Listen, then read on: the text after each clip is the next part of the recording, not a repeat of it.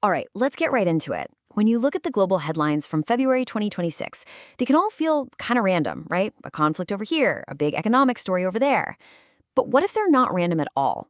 What if they're all just different pieces of the same puzzle?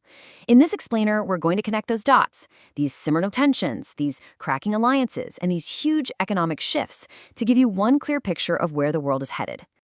And this whole story kicks off with a paradox, a real head-scratcher. You've got market analysts from LSEG saying that, financially speaking, everything's pretty calm. Investors, they say, are basically shrugging off all the geopolitical chaos and are feeling good about growth, which really makes you wonder.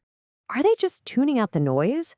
Or are the markets totally missing the real story, the big picture? That's the question we're going to dig into. So let's peel back some of these layers and find out what's actually going on underneath it all.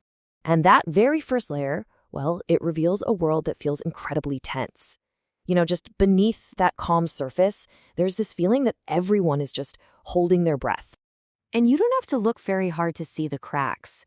I mean, talks between Russia and Ukraine are being shattered by drone strikes. Over in Syria, a brand new government is desperately trying to keep the country from falling apart. And then you have the Red Sea, one of the most important shipping lanes in the world, being kept safe not by international agreement, but by flimsy deals with militants. These aren't just separate news stories. Each one is a potential powder keg.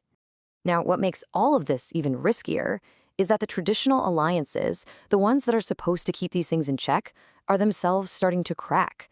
And nowhere is that more obvious than in this growing chasm between the United States and Europe. And the disconnect is just wow. On one hand, you have the U.S. Secretary of State Marco Rubio in Munich saying things like America is a child of Europe and offering a fresh partnership. But, and this is a big but, it has to be on Trump's terms. And at the exact same time, you've got Europe saying, hold on a minute. They're arguing that building up their military is about survival, not aggression. And they're pushing their own buy European policies. It's like they're not even speaking the same language anymore. And this feeling is perfectly captured by the EU's top diplomat, Kaja Kallas. I mean, she is not holding back here. This quote tells you everything. This isn't just a simple policy disagreement anymore. It's gotten personal. You can feel the frustration from a Europe that feels like it's being constantly criticized by its oldest, most important ally. So when the West starts to fracture like this, it sends shockwaves everywhere, right? And you really see those ripples in the Middle East. The entire region has shifted into a new, really volatile phase, something experts are now calling an armed peace. So what on earth is an armed peace? Well, according to the folks at Special Eurasia, it means the era of big, conventional wars between countries is pretty much over. What's replaced it is something way more unpredictable. High-stakes competition fought through proxy groups and social unrest sparked by fights over essential resources, like water. And this armed peace is happening inside an even bigger trend called exhausted realignment. Think of it like this. The massive conflicts of 2025, like the fall of Assad in Syria and the direct Israel-Iran clash, they didn't just end a war. They blew up the whole chessboard. The old, predictable, frozen conflicts have completely thawed out, leaving a power vacuum and a much more unstable, what's in it for me kind of environment. And in this new, messy reality, 4 huge risks are bubbling to the surface.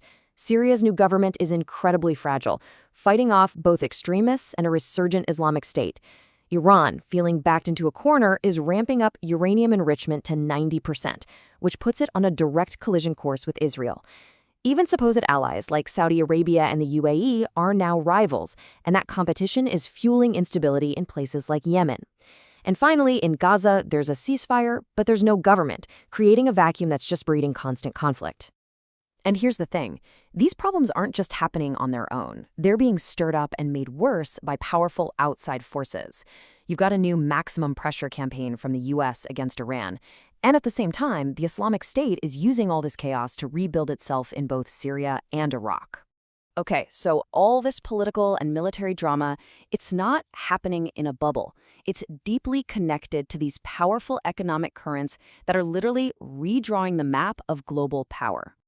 Let's start with just one number, a really stark one. In just the first month and a half of 2026, the tech industry in the West cut nearly 30,000 jobs. So where does that number come from? Well, you've got giants like Amazon and Salesforce leading the charge with massive layoffs. And that's a huge red flag. It's a clear signal that the Western economy, especially the tech sector that we all thought was invincible for so long, is really struggling. But, and this is key, at the exact same time the West is hitting the brakes, other parts of the world are hitting the accelerator. Now look at this number. That's the projected GDP growth for the Gulf countries. As they get closer to the 10-year anniversary of Saudi Arabia's Vision 2030, these nations are in what's being called a disciplined growth phase. They are pouring unbelievable amounts of money into huge infrastructure projects and new industries that have nothing to do with oil. They're on a totally different economic path than the West. And it's not just the Gulf either. You have to look at India. Just ahead of a huge global AI summit, Prime Minister Narendra Modi came out with this incredibly bold statement. This is more than just talk. This is India planting a flag, declaring itself a new global hub for data and technology, and saying we're ready to compete. So, when you finally take a step back and pull all of these different threads together, the political, the military, the economic, you start to see the clear outlines of a new global order taking shape.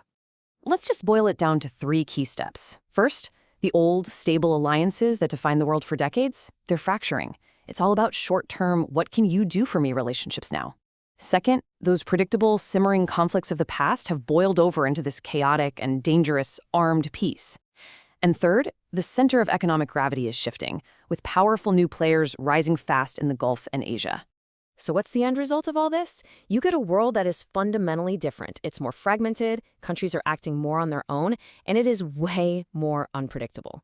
In this new game, middle-power countries are no longer just picking one team. They're hedging their bets, playing all sides, and building relationships with the US, China, Russia, and Europe all at the same time. Which, of course, leaves us with one final, huge question. Is this fragmented world, this so-called armed peace, is this just the new normal that we all have to get used to? Or are we just living in the quiet moment right before a much, much bigger storm finally breaks?